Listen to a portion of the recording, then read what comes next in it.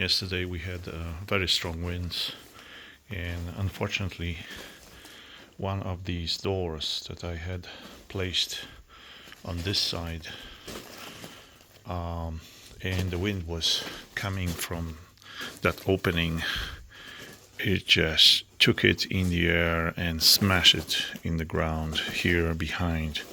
And unfortunately, a couple of other things got cut, and it made a hole in the door on this side, and also impression on this side as well.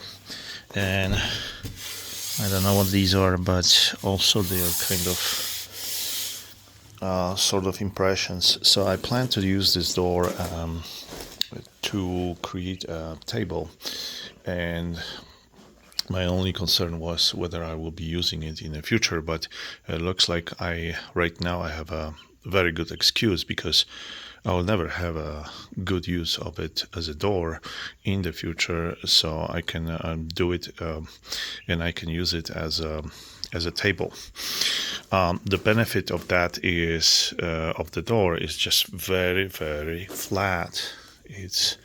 It's really made this way, so it should rather not deflect. It should be good as a flat space. And what I can do, I can basically reinforce that surface, because this surface is basically made of a couple of millimeters of the piece of wood. I can put here OSB, and I can glue it, and I still should have a relatively flat surface, so I can work on it.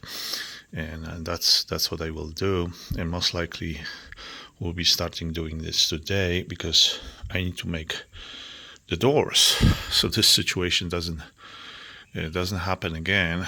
And in order to do the doors, I need to have a really flat surface for it. So I think this is the kind of coincidence, and both things are a little bit related. If I close this hole, there'll be no wind coming through this whole space and causing all that commotion.